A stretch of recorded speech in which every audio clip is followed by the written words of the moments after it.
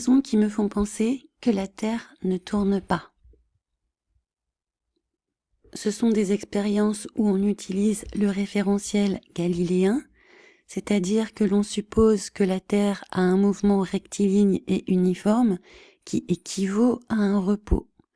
C'est-à-dire que comme le mouvement de la Terre est constant, c'est comme si elle ne bougeait pas. Ça s'appelle le référentiel galiléen. Premier exemple, la mécanique des projectiles. On étudie le mouvement d'un projectile dans un tel référentiel. On fait comme si la Terre ne bougeait pas. Pourquoi néglige-t-on le mouvement de la Terre ? Par exemple, quand on veut étudier la trajectoire d'un ballon lors d'un tir de football. Hypothèse 1, parce que la durée du mouvement est courte, que les distances sont faibles. Les effets de la rotation terrestre sont donc négligeables. Hypothèse 2, la Terre ne tourne pas. Deuxièmement, dans l'analyse des mouvements des fluides. Par exemple, quand on étudie l'écoulement de l'eau dans un canal droit, on ne prend pas en compte la rotation terrestre. Pourquoi néglige-t-on le mouvement de la Terre ?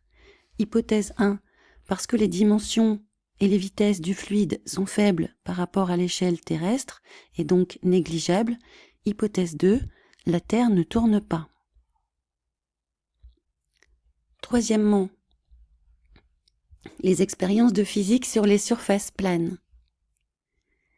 Les expériences de mécanique sont réalisées dans un référentiel galiléen. Exemple, quand on veut étudier le mouvement d'un chariot sur une table à coussin d'air, on néglige le mouvement de la Terre.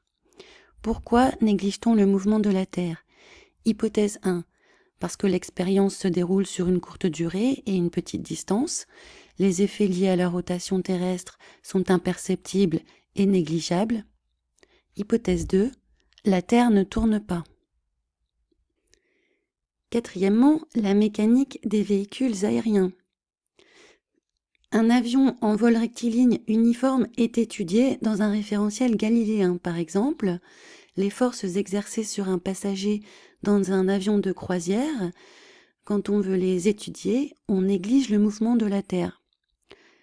Pourquoi néglige-t-on le mouvement de la Terre dans ce contexte ?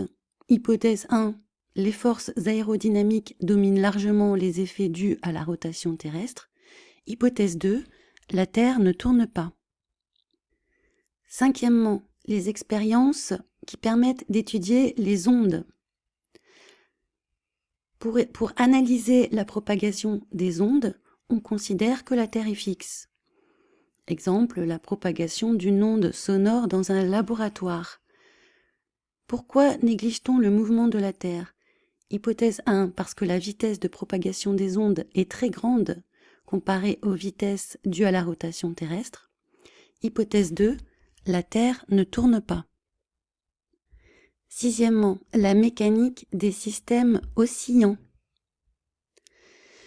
Les systèmes oscillants sont étudiés dans un référentiel galiléen. Par exemple, quand on veut étudier l'oscillation d'un système masse-ressort fixé au plafond, on néglige le mouvement de la Terre, ce qui entre d'ailleurs en contradiction avec l'expérience du pendule de Foucault.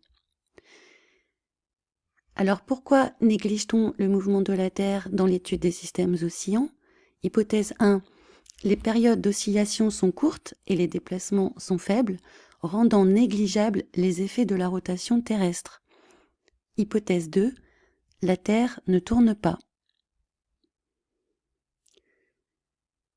Septièmement,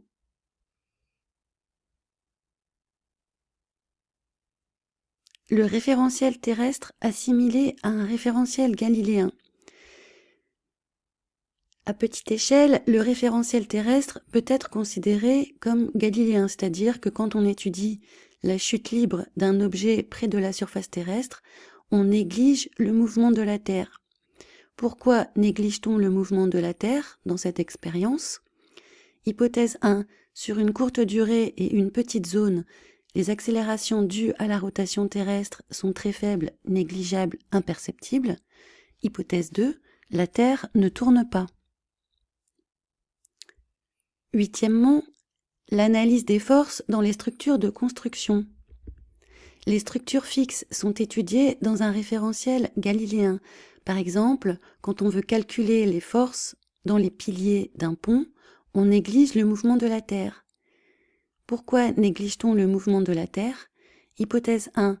Parce que les forces statiques dominent largement les effets liés à la rotation terrestre. Hypothèse 2. Parce que la Terre ne tourne pas. Voilà, je m'en suis tenue à 8 exemples, mais j'aurais pu citer aussi l'étude du mouvement des véhicules terrestres, les trains ou les voitures, la dynamique des corps rigides, qui utilise aussi un référentiel galiléen, l'étude des chocs et des collisions, par exemple la collision entre deux billes sur une table horizontale. J'aurais pu citer aussi l'étude du mouvement des ascenseurs, par exemple le calcul de la tension du câble d'un ascenseur en montée. J'aurais pu prendre aussi l'étude du mouvement des personnes, par exemple l'analyse de la marche ou de la course d'un individu. J'aurais pu prendre l'étude des machines industrielles, par exemple le mouvement d'un piston dans un moteur. J'aurais pu prendre aussi l'étude du mouvement des objets lancés verticalement, par exemple quand on lance une balle verticalement vers le haut, ou encore l'étude des systèmes de freinage, l'étude des expériences en laboratoire, où toutes les expériences sont faites dans un référentiel galiléen, où à chaque fois, on néglige le mouvement de la Terre. Donc dans toutes nos expériences, nous négligeons le mouvement de la Terre. L'hypothèse 1, c'est que le mouvement est imperceptible. C'est trop grand, c'est trop petit, c'est trop loin, c'est pas assez loin. Hypothèse 2, la Terre ne tourne pas. Rasoir d'Occam. En conclusion, à chaque fois qu'on utilise ce qu'on appelle le référentiel galiléen, on fait comme si la Terre ne tournait pas. Et ça nous est bien utile pour toutes nos applications pratiques. Il semble tout à fait rationnel en ce sens d'en conclure que la Terre ne tourne pas. Merci de votre écoute et à bientôt.